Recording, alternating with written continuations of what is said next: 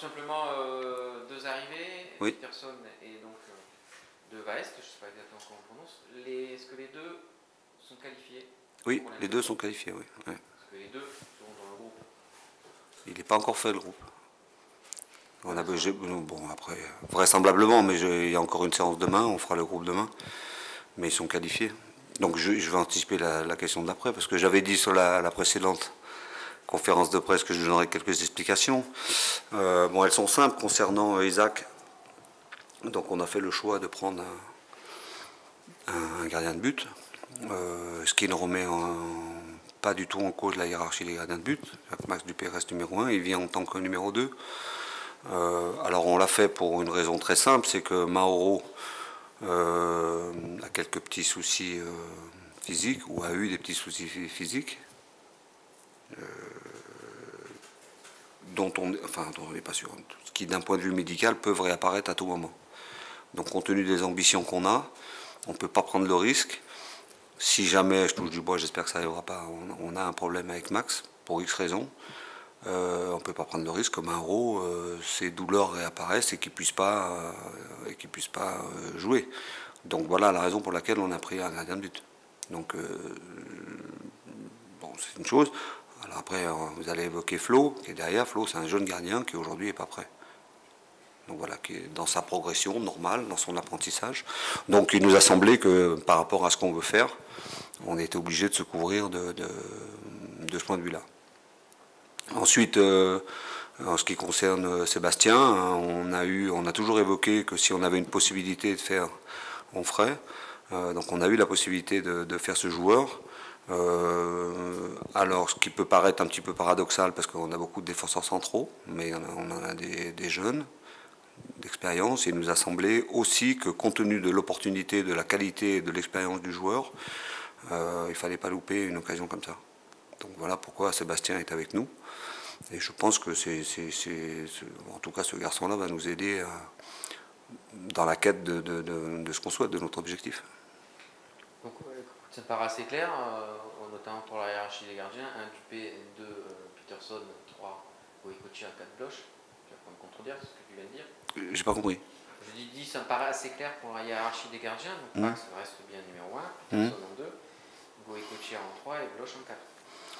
Alors, c'est pas tout à. Si on prend la situation aujourd'hui, on va dire que c'est comme ça. Mais après, moi, je ne souhaite pas rester à 4 gardiens. Donc après, tout ce que je vous dis là, évidemment, j'ai une discussion avec Mauro, le président a une discussion avec Mauro. Et encore une fois, avant d'être un joueur, c'est aussi un homme qui a une famille. Voilà. Donc devant ces situations, on va discuter avec Mauro, ça a déjà été fait. On va voir avec lui ce qu'il souhaite faire. Qu'est-ce qu'il souhaite faire? Est-ce qu'il souhaite partir? Est-ce qu'il y a des possibilités? Est-ce qu'il souhaite rester? Et en fonction de la décision qui sera prise, de manière collégiale, on prendra les dispositions qu'on doit prendre par rapport à ça. Donc là, mais c'est tout frais, hein, ça date de la semaine dernière, donc voilà. Mais aujourd'hui, une fois que sur le plan sportif, le club, au niveau du président et moi au niveau du sportif, on a fait les choses avec Mauro, on a annoncé les choses avec Mauro. Aujourd'hui, on est aussi dans l'attente de ce que veut faire Mauro. Voilà. Et on fera tout pour que ça se passe du mieux possible, quelle que soit la décision qu'il prend. Alors les décisions, elles sont simples. Hein. Je souhaite partir tout de suite, je souhaite aller à la fin de mon contrat et partir après. Voilà. Et après, il y aura des dispositions à prendre par rapport à ça. Voilà.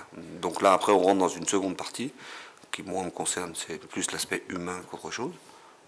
Voilà. Et après, évidemment, il y a l'aspect contractuel et tout, ça, c'est pas moi qui m'occupe de ça. Mais la volonté et du président et de moi est de faire en sorte que ça se passe au mieux pour Mauro, c'est pas du tout une question de niveau, d'investissement à l'entraînement, de comportement ou de choses comme ça. C'est vraiment l'explication, elle est vraiment telle que je voulais donner. Notamment par rapport à ce problème de dos, je le disais. Pour Notamment aussi par rapport à ce problème de dos. Oui, parce que, après moi je suis pas médecin, mais on peut pas. Là il est bien aujourd'hui, il a été bien, mais demain il peut se lever et puis être bloqué. Et quand il est bloqué, ça dure une quinzaine de jours, comme il a déjà été arrêté une fois. Donc Deux dernières petites questions, mercato très rapide. Oui. Petit 1, est-ce que justement l'arrivée de Vaest ou Sébastien remet en cause la possible arrivée d'une doublure à Machado? Non. Okay. Deuxième question, Manu Koné? Il est là, il va bien. De toute façon, il sera là, a priori, il reste là jusqu'au mois de juin. Bah, si tu sais tout va bien. Non, non, mais Manu, voilà, je lis, je vois, j'entends et tout. Manu, il est là, il s'est bien entraîné, il sera dans le groupe, pour aller à Caen. Voilà, pour l'instant. Rien ne bouge pour l'instant. Pardon? Rien ne bouge pour l'instant. On entend des offres, on entend parler à droite à gauche, en Allemagne. Oui, mais c'est une période, pendant un mois, vous allez entendre parler à droite à gauche. Après, si vous me posez la question à moi, Manu Koné est un joueur du TFC, sur qui je compte. Il est là aujourd'hui. Il sera là à Caen. Je peux vous dire qu'il sera là contre Grenoble. Je pense qu'il sera là aussi après. Enfin, oui, il est là. Il est là. Si on revient au terrain, justement, c'est lié à Manu. Tu avais essayé Brest en piston droit, face au Paris FC. Ça a plutôt été assez concluant. Est-ce que c'était uniquement par rapport à l'adversaire? Est-ce que c'était donc une idée effectivement nouvelle? Et troisième alternative, on dira, est-ce que c'était aussi pour pouvoir faire jouer à la fois Spirit, Brecht, Van den Boomen et Manu Koné? Non, alors déjà, sur la dernière partie de la question, non, c'est pas pour faire jouer ces joueurs-là ensemble. Non, l'idée c'était de se dire, voilà, dans notre système et dans l'animation de ce système, qu'est-ce qu'on peut améliorer ou qu'est-ce qu'on peut changer. Donc une des façons de pouvoir changer les choses, c'est de garder le système, mais en décalant par exemple Brest sur le côté, c'est d'avoir une animation différente par rapport au profil du joueur. Tout simplement. Donc l'idée, bon, je l'ai évoqué, c'est que je voulais qu'il rentre constamment à l'intérieur pour créer une supériorité numérique. Alors c'était un petit peu par rapport à Paris, pour gagner cette bataille au milieu de terrain, mais ça peut l'être aussi contre d'autres équipes, parce que c'est dans le cœur du jeu que souvent tout se passe. Donc voilà, l'idée c'était ça. Alors après, je suis sur ce que j'ai vu contre Paris pendant les 20 premières minutes, on ne l'a pas du tout trouvé. C'est-à-dire que Brett est vraiment resté sur le côté, et chaque fois qu'on le trouvait, mais il y avait très peu de jeux vers l'avant. Et quand on a commencé à le mettre en place, qu'il est plus rentré à l'intérieur, on a commencé à faire des actions un peu plus combinées sur ce côté-là, parce que j'avais demandé aussi à Amine de prendre la profondeur, quand Brest rentrait, de lui prendre la profondeur derrière le latéral. Mais malheureusement, après, l'expulsion a fait qu'on a été obligé de... Bon voilà, tout ça c'était oublié. Mais ça fait partie des options. Après, je le dis souvent, à la fois j'ai des joueurs qui sont ouverts à ça, qui n'ont pas peur que le niveau de l'équipe change par rapport au fait de changer un petit peu de poste. Et puis ils ont sur le plan tactique dans ce domaine-là, ils répondent assez bien. Donc c'est possible qu'on le refasse ou pas, ça dépend. Mais voilà, il y a plein de possibilités. De la même manière, je pense que dans ce rôle-là, en fonction de ce qu'on demande, Manu il peut jouer sur un côté aussi. Ça c'est ce que je pense moi. Parce qu'il a des capacités à percuter, à aller vers l'avant, un truc comme ça. Mais ça serait aussi une autre animation, quelque chose de différent. On peut aussi jouer des attaquants sur le côté. Si on prend 3 aujourd'hui, 3 ils jouent dans le même système que nous, avec un losange au milieu, comme nous. Mais les deux joueurs qui sont pistons sont pas du tout, sont des vrais attaquants. Donc ça fait que c'est une animation qui peut être un petit peu différente. Quand, parlons-en. Oui. Une victoire et la place de leader qui s'offre. La carotte n'est pas anodine quand même. Non, c'est ce que j'ai dit aux joueurs. Même si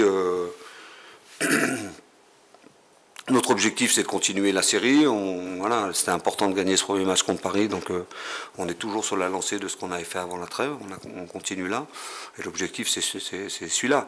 Après, compte tenu des résultats d'hier, on a la possibilité de prendre la tête de cette Ligue 2 et d'avoir un titre honorifique de champion d'automne. Voilà. Donc même si au niveau des points, si je ne me trompe pas, on sera à égalité, mais compte tenu du goal average, on peut être ou à égalité parfaite aussi au niveau du goal average, mais après je crois que c'est la meilleure attaque qui prime. Mais non, puisque vous êtes 14 et 813, tu peux pas être à égalité là. Ils ont combien? 15. Ils ont 15? Plus 14, plus 15. Ah, c'est l'inverse. Donc il faut Eux sont à plus 15, nous on est à plus 14. Ou c'est plus 13, plus 14. Non, je crois que c'est plus 14, plus 15. Donc voilà. Bon, mais après, bon voilà, je ne veux pas dire que c'est anecdotique, mais voilà, c'est encore quelque chose qui est comme ça. Mais après, c'est pas. Enfin, la préparation du match, elle ne va pas être basée là-dessus. La préparation du match, elle est. Ce que j'attends de l'équipe, c'est qu'on ait cette volonté de continuer la série. Ça, c'est important. Et surtout qu'on ait une expression sur le terrain qui correspond à ce qu'on a fait. À ce qu'on a fait depuis un petit moment et aussi contre Paris. Je pense et j'espère que ça sera mieux que contre Paris. C'était un premier match, toujours compliqué un premier match, mais on doit très très vite se remettre dans le rythme de cette Ligue 2 avec voilà, ce déplacement à Caen qui ne sera pas simple, parce que c'est à la fois un club que je connais bien et une équipe que j'ai observée beaucoup de fois, donc il y a des qualités. Mais bon voilà, notre idée principale c'est celle-là. Ce serait complètement symbolique, titre de champion d'automne. Symbolique si vous étiez champion d'automne. Bah, en tout cas, ça rapporte rien. Ça, voilà. Mais oui, voilà, oui. Mais encore une fois, moi, ce qui m'intéresse, c'est la fin de saison. C'est à la fin que ça compte. Alors après, c'est des étapes aussi qui montrent, voilà, si on arrivait à faire ça, ça serait effectivement symbolique. Je pense que ça ferait plaisir à tous les supporters du TFC, à tout le monde. Mais ça marquerait aussi la progression de cette équipe, même si. Elle l'a déjà montré qu'elle était en progrès, voilà, qu'il y avait une progression. Mais le titre de champion d'automne ne vous rapporte rien. Absolument rien. Pardon, désolé. Oui, justement sur l'équipe de Caen, quel regard vous portez sur leur début de saison, sur cette équipe? Du coup, vous avez dit que tous les matchs de Ligue 2 sont difficiles. Oui. Vous connaissez quand même bien Caen, vous connaissez bien un peu l'ambiance, la situation. Ouais, mais moi je pensais que, et je pense toujours, parce qu'elle est loin d'être larguée, son entraîneur le souligne assez souvent, c'est une équipe qui a des arguments à faire valoir. Donc déjà, depuis que Pascal est arrivé, il a déjà recréé une dynamique, et ça c'est important, je vous en parle tout le temps. Et puis c'est une équipe qui est très bien organisée. Alors certes, elle ne marque pas beaucoup de buts, mais elle a des joueurs et des capacités pour en marquer. C'est une équipe aussi qui fait souvent déjouer l'adversaire. Donc voilà, donc je m'attends à un match difficile comme tous les matchs. Mais même s'il y a eu un petit passage à vide, là, c'est une équipe qui a toujours été, depuis le début, voilà, dans des eaux qui correspondent. Je crois Pascal soulignait qu'ils étaient à 4 points du top 5 ou je sais pas combien. Donc voilà, mais tout va très vite dans ce championnat. Après, je sais que c'est une équipe qu'il ne faut pas prendre à la légère. Je pense que ça va être un match aussi rythmé. C'est une équipe qui a aussi des capacités à faire déjouer l'adversaire, je l'ai déjà dit, mais à faire déjouer l'adversaire en jouant haut et en pressant. Voilà. On est prévenu là-dessus, on a déjà étudié cette équipe, on va la présenter aux joueurs demain. Mais bon, voilà. Mais quand vous dites rythmé, vous attendez un match à bonne intensité, quoi, ça va être soutenu. Ça va être soutenu, je pense. Je pense. En tout cas, j'ai beaucoup regardé le match qu'ils ont joué contre Troyes. Bon, ils ont fait un match très costaud, hein, très très costaud. Et ils ont... on connaît la qualité de cette équipe de Troyes. Si j'ai regardé ça, c'est parce qu'il y avait aussi une certaine similitude dans les systèmes. Donc, mais ils sont allés chercher cette équipe très très haut et ils sont capables de maintenir... un des grands chantiers de Pascal quand il est arrivé, c'était de remettre cette équipe à un niveau physique assez intéressant, ce qu'elle n'avait pas avant, et il a réussi à faire ça. Donc c'est une équipe aussi qui a les capacités à faire des courses et à courir pendant 90 minutes. Donc ça leur permet aussi d'avoir, sur le plan défensif, la possibilité de faire un pressing. C'est ce qu'ils ont fait contre Troyes. Donc voilà pourquoi je pense que ça va être un match un petit peu comme ça. Après, il peut y avoir différents... Je ne sais pas si Pascal va faire la même chose, je ne sais pas quel plan de jeu il va adopter. Mais voilà, en tout cas, cette équipe, elle a suffisamment de qualité pour poser des problèmes à tout le monde. Ça, c'est une certitude. C'est une sorte de retrouvaille ICO, coach. Vous allez revenir dans un stade que vous connaissez bien, avec une équipe que vous connaissez bien. Toulouse va recroiser un coach qui connaît bien aussi. Est-ce que c'est un match qui a une saveur particulière pour vous ? Alors, je vais sûrement ressentir des choses un petit peu particulières, mais ça n'a pas une saveur particulière. Dans mon esprit, j'ai tourné la page du Stade Malherbe et je vais pas là-bas pour... Il n'y a pas d'esprit de revanche, il n'y a rien du tout. Après, malheureusement, avec la période qu'on vit, je vais aller dans un stade, oui, que je connais bien, mais où il n'y aura personne. C'est un match à huis clos, il n'y a pas de public. Donc tout le côté émotionnel que peut-être j'aurais pu ressentir si... voilà, parce que je pense qu'un match qu'en Toulouse, il y aurait eu 13-14 000 spectateurs, peut-être 15 000 spectateurs. Hein. Donc à Dornano, 15 000 spectateurs, ça fait un peu de bruit. Donc peut-être que là, il y aurait eu tous ces aspects émotionnels. Après, je vous dis ça, je ne sais pas. J'en sais rien, mais voilà, pour moi, c'est un match... je mentirais si je vous dirais que c'est un match comme un autre. Mais voilà, j'essaie déjà, de rester concentré sur mon équipe et l'objectif. Après, je l'ai déjà dit, l'événement, c'est pas mon retour là-bas, l'événement, c'est le match. Voilà. Et de l'autre côté, je pense que pour Pascal, l'événement, c'est pas le fait qu'il affronte le TFC, club qui l'a sauvé, avec qui, voilà, il y a encore une image très forte ici de Pascal. C'est pas ça, c'est pas le match des entraîneurs, c'est le match de deux clubs, c'est le match des joueurs, et c'est ça l'événement. Donc moi je me concentre là-dessus, même si, bon, vous pouvez imaginer, j'ai eu beaucoup de coups de fil alors, de la presse canaise, la radio, enfin toutes ces choses-là. Bon, ça c'est normal, mais dans mon esprit, il n'y a pas une saveur particulière dans le sens où je ne vais pas là-bas pour dire je vais vous montrer ici. Non, je pense que j'ai fait ce que je devais faire à Caen, et plutôt bien. Quand j'étais là-bas, je répétais que ce qu'on avait fait c'était un exploit. Et je le maintiens encore aujourd'hui. De la même manière que Pascal, ce qu'il a fait ici, c'est un exploit. Aussi, et ça, personne ne pourra jamais lui enlever. Comme ce qu'on a fait, personne ne pourra nous l'enlever, parce que j'inclus tout le staff qui était avec moi à l'époque.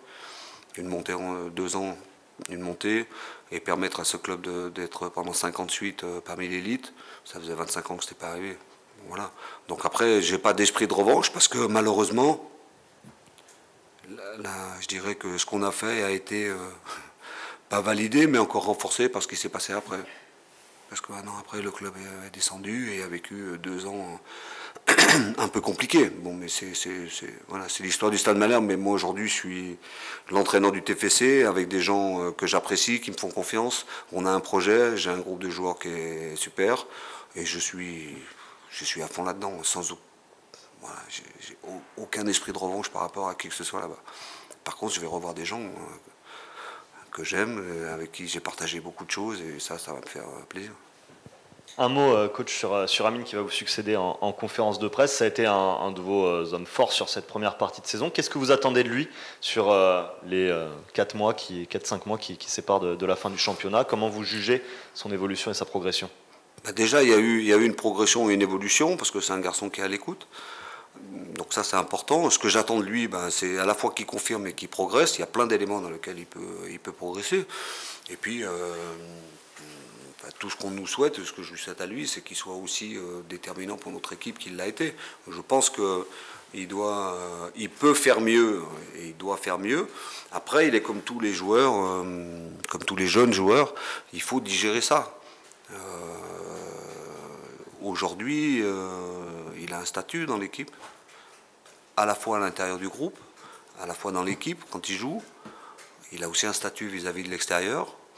Et que dans le foot, la difficulté, c'est ça, c'est de rester performant, d'avoir sans cesse cette exigence de rester à ce niveau-là, et même de l'améliorer, de progresser, sans être perturbé par tous les éléments extérieurs.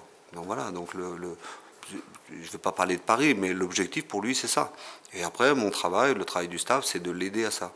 Mais je suis très vigilant avec lui, je suis encore plus exigeant aujourd'hui que je l'étais avant. Et c'est normal. Je vous l'ai dit tout de suite quand je suis arrivé, c'est un garçon qui a beaucoup de talent. J'ai pas de doute sur le fait il va faire une carrière. Mais la condition pour qu'il fasse une carrière, c'est qu'il reste comme il est et qu'il ait sans cesse cette obsession de progresser, cette obsession de s'imposer, de ne pas s'endormir sur ses lauriers, parce que au plus haut niveau, ça ne pardonne pas. Pour revenir au match justement contre Caen lundi, pendant longtemps on a parlé, le TFC marque beaucoup, il prenait beaucoup de buts aussi. Maintenant on reste sur 2 clean sheets d'affilée. Est-ce que c'est une source de motivation, ça aussi, chercher un 3e match sans prendre de buts lundi? Oui, ça fait partie des objectifs, des sous-objectifs qu'on se fixe dans chaque match. Après, l'objectif principal et mon discours, c'est de gagner les matchs. Donc, évidemment que je préfère gagner les matchs sans prendre de but, mais bon, si on gagne tous les matchs en prenant quand même des buts, je vais prendre quand même. Hein. Mais évidemment que si on n'en prend pas, on a plus de chances de pouvoir en gagner. Mais ce qui m'intéresse, après, il y a deux façons aussi de se comporter par rapport à ça. On peut aussi, vous voulez pas prendre de but, vous pouvez décider de jouer très défensivement et de défendre, voilà, en disant on ne prend pas de but et puis on fera ce qu'on peut sur le plan offensif. Moi, je veux qu'on garde cette identité, cette façon de jouer. Je veux qu'on joue haut, je veux qu'on attaque, je veux qu'on fasse tout pour marquer des buts. Et je pense que c'est pas...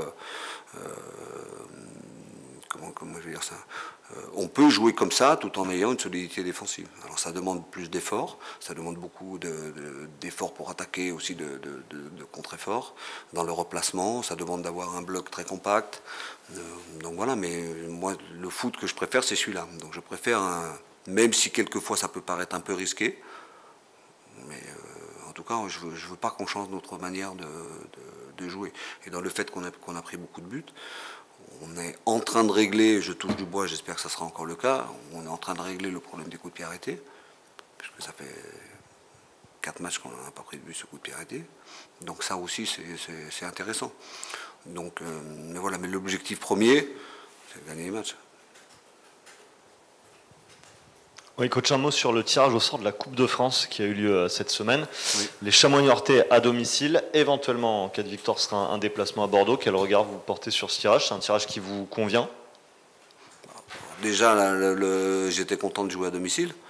Et puis après, très franchement, la Coupe de France, c'est loin de mes priorités aujourd'hui. On s'occupera de la Coupe de France quand ce sera le moment de la jouer. Pour l'instant, on est focus sur le championnat, il n'y a que ça. Je ne crois même pas en avoir parlé une seule fois à mes joueurs, j'en suis sûr, même avec le staff, non rien. La Coupe de France, on s'est surtout occupé de la Coupe dès qu'on a su à quel moment on allait la jouer. Parce que ça vient entre 2 matchs de championnat et il y a une série de matchs, donc à 3 jours, et qu'il va falloir obligatoirement qu'il y ait une gestion des joueurs par rapport à cette section de matchs. Mais c'est tout. Donc, je ne veux pas parler de ça, mais on en parlera le moment venu de cet épisode-là. Après, je suis content vraiment, c'est de jouer là. Parce que entre 2 matchs, c'est après Grenoble, il me semble. Entre Grenoble et... C'est ça, ouais. Bon. Bah, de toute façon, sur les 8 premières journées, hein, s'il y a des matchs entre, c'est toujours entre des gros. Hein. donc voilà. Mais ma préoccupation par rapport à ça, c'est plus, voilà, quand on a su la date, comment on organise, comment on se prépare sur le plan physique, anticiper déjà sur les phases de récupération, tout ce qu'on pouvait mettre en place. Voilà, après, sur le match proprement dit de la Coupe, c'est pas du tout dans mon esprit aujourd'hui. C'est bon pour vous, messieurs.